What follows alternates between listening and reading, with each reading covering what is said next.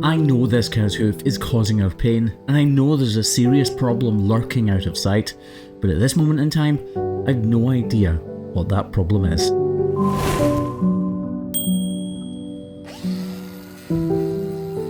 You can tell straight away that this cow's feet have been trimmed fairly recently, within the last couple of months at least. You can see the blackened areas where we would model out the sole.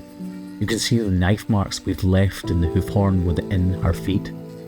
But she has still gone lame. This cow has a very, very painful problem.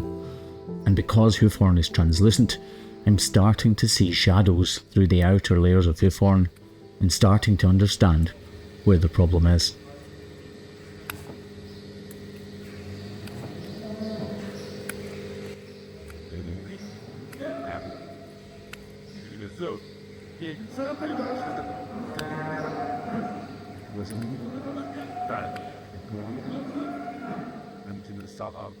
A hole in the middle of this cow's sole is beginning to appear, but this cow is exceptionally lame, and I don't think that's the extent of her problems. I think there is much more yet to be uncovered.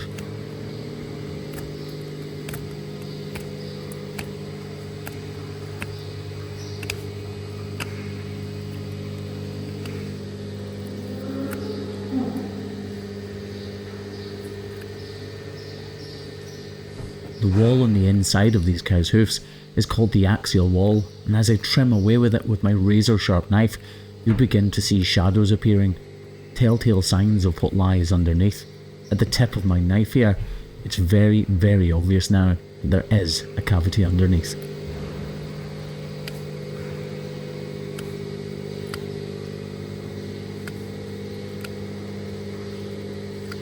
The extent of this first cavity is beginning to be unveiled, but deep down I know a cavity in a problem like this could not cause the pain we saw this cow walk in with.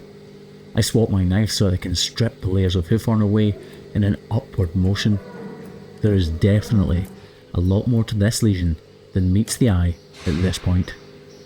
The yellowness of the hoof horn is a telltale sign that at some point the corium has been inflamed and serums from the cow's body have penetrated the hoof horn as it's being formed, staining it that rich yellow colour.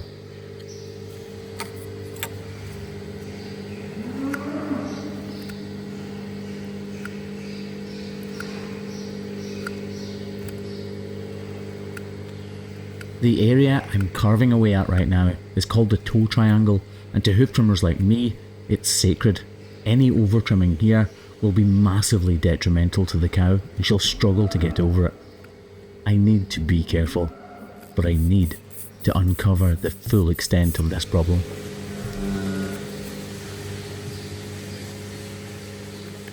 It looks like we've just about finished. It looks as though we've done the extent of our job, but looks can be deceiving, and if I was to leave a cow like this, she would still continue to be lame and not recover from this problem. I need to go substantially further.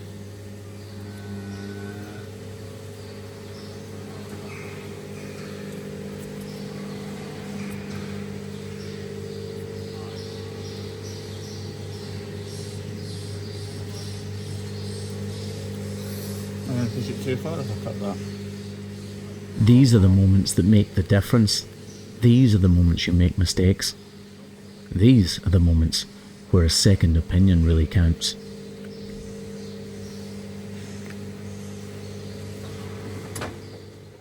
Hold your breath with me as I swipe my knife and pray I don't go too far.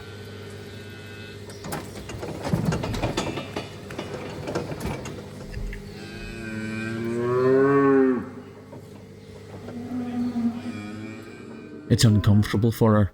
I'm pushing down on an inflamed corium, but as you can see, it's not without reason. It's full of pus, isn't it?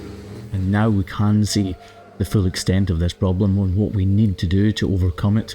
We need to strip away this detached hoof horn.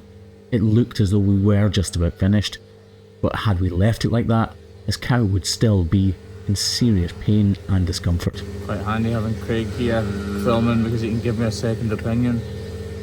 I'm not sure if you could hear him there. I was asking him if he thought I should go further.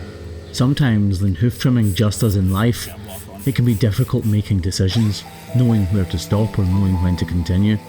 In the case of this cow, I'm really glad that we did continue because we've made a huge difference to her levels of comfort. We've set her back on the road to recovery, and she will feel miles better because of this trim.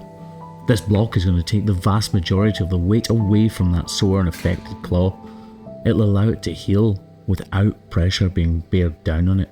We just need to remove the remainder of that hoof horn that is round about the lesion so that there are no hard edges and places for dirt and manure to be collected. Then we spray it with iodine, wrap it with salicylic acid, and that wrap should stay on for a few days before falling off or being removed by the farmer, when hopefully this cow is feeling much better.